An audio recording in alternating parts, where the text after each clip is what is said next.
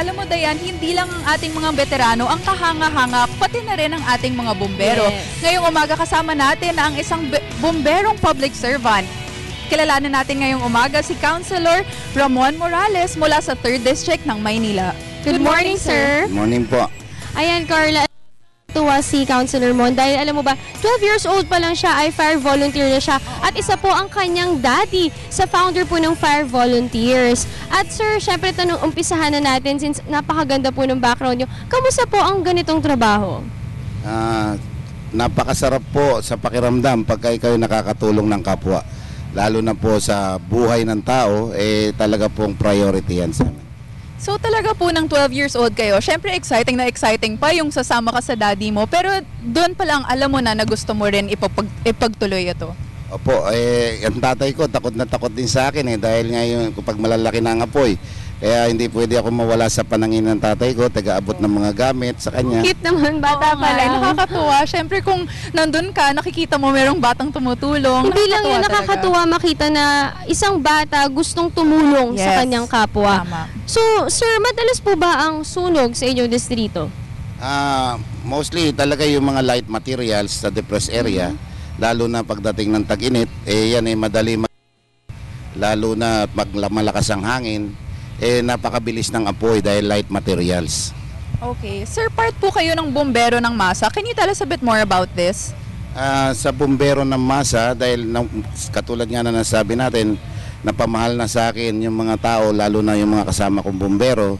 At yung mga taong umaasa, kailangan natin naman tulungan, lalo na sa kanilang kagipitan. Alam mo, Carla, ang pagiging bumbero ay hindi talaga biro. Yes. Ito talaga ay talagang kailangan mo ng dedikasyon, dahil talagang volunteer ka, talagang ibibigay mo ang oras at panahon mo para sa trabahong ito. Sir, motto po ninyo, serving God, serving humanity. Bakit po? Alam mo, kasi serving God, serving humanity, dahil po ang katauhan ng isang tao, diyan po nananahan ang ating Panginoon sa Espiritu. Kaya po pag tinulungan mo yung kapwa, para ka na rin nakatupad sa pangangailangan ng Panginoon. Nakatulong ka na rin sa Panginoon. Yeah, so talagang hindi lang dedication, pero kailangan rin ng faith. Dahil isa tong dangerous na profession, ano? So ano paghahanda na ginagawa ninyo? Sa paghahanda, kailangan talaga ng massive training dyan, kasama namin ang gobyerno. Bago ka naman maging miyembro niyan, talagang tinuturuan natin yan. Hindi yung basta miyembro lang. Kaya kailangan maingat. Alam mo, Carla, sir, di ba, last month ay Fire Prevention Month. So, sir, syempre para rin sa mga viewers natin, para bigyan sila ulit ng paalala, bakit po ba, ano po bang mga dahilan lagi ng sunog, ano bang causes nito, para at least sila po ay, of course, maging alerto at alam nila yung mga impormasyon na kailangan nilang gawin sa oras ng mga, tulad nga po ng sunog. Yan, napakaganda rin. Alam mo, may kasabihan tayo, ang kapabayaan, ang palit niya ang kapahamakan. Most of the time talaga na-encounter namin yung kapabayaan. Yung mga nag-umpisa sa electrical circuit na talagang nagiinit, yung mga octopus, at yung mga silay na nakabukas, Kandila, sir, yan po, yung kapabayaan po, yun ang nagiging problema natin. Siguro dapat maging responsable talaga tayo, lalo na importante rin siguro na ako, experience nung nasunugan yung bahay yung parents ko, talagang at least may fire exit dun sa bahay. Alam nila kung saan sila pupunta. Dapat aralin din natin yung bahay natin, 'di ba? Kung saan, 'di ba sir, dapat medyo kabisado natin para pag oras ng dahil minsan talaga nagpapanik na tayo Tama po 'yun. Dapat po unang-una yung pamilya, alam niya yung ginagalawan niya sa bahay.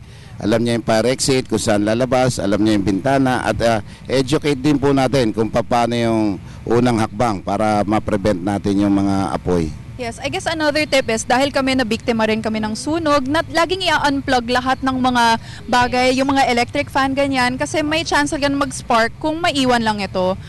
Pero sir, ngayon counselor ka na, nakakasama po ba kayo sa mga operasyon? Opo, at most of the time, lalo na pagka malalaki yung apoy, lalo na sa depressed area, nakakaawa po kasi. Opo. Kaya kailangan hati yung oras mo. Kailangan din naman sa City Council, yung mga trabaho natin ay gampanan natin. Kaya sa tawag ng pangangailangan, lagi po tayo nandyan. So nakakatawa naman, Carla, si sir, kahit alam mo yun, counselor na siya, sumasama pa rin siya dun sa mga operasyon at talagang tumutulong siya at talagang hindi niya iniwan yung kanyang trabaho bilang fire volunteer. Yes. So sir, since yun nga parang halos 24/7 na inyong trabaho, paano naman po ang pamilya nyo? Paano po ang buhay pamilyang bumbero?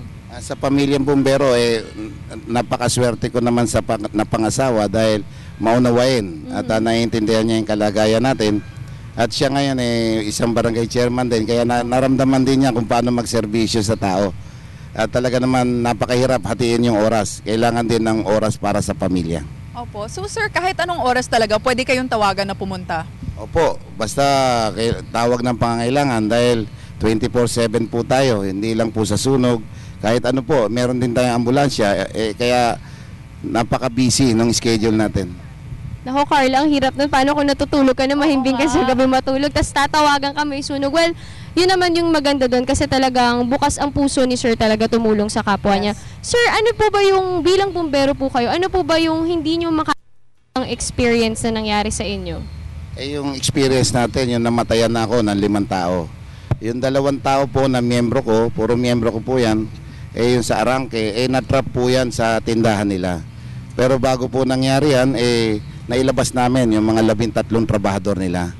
Tapos po sila, nung binaba ko mismo sa fire scene, ako mismo, na natrap sila, nailabas ko naman sila.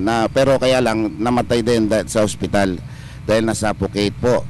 At on the spot po, nagkaroon kami ng CPR. Yung kasama mo, yung sinasakit mo, napakasakit ng loob mo, ang hirap. Una, hindi ko matanggap. Dahil kami na nga ang tumutulong, kami panalagasan ng buhay. Opo. And of course, napaka-noble talaga ng ginagawa ni Sir. Pero of course, dangerous rin to. Kaya naman, ano yung inspirasyon ninyo para ipagpatuloy ang inyong serbisyo? Alam mo, unang-una ang Panginoon. Hirap ng Panginoon, pasakit niya, nakita natin. Pero tao lang tayo. Pero nakikita rin natin yung mga, lalo na po sa depressed, makikita nyo parang mga daga na nagtataranta, nagtatakbuhan pagka nasusunog na. At ang pinakamasaklap po kasi sa depressed area, binabalikan pa nila yung gamit nila kasi pinaghirapan nila yon na dapat hindi na ginagawa. Kaya nagkakaroon po ng minsan namamatayan dahil po sa ganung sitwasyon. Sir, nasabi nyo nga since 12 years old pa lang po fire volunteer na kayo. Ang tagal-tagal nyo na po dito sa industriyang yun. Ano po ba yung maipapayo nyo dun sa mga bagong bumbero or gusto nyo maipass on na advice sa kanila? Sa akin lang, sa mga kasama kong bumbero, basta po mag-ingat tayo lagi at dumaan sa tamang training. Hindi po, akala lang natin madali po yan. Pero napakahirap po ng pagiging bumbero.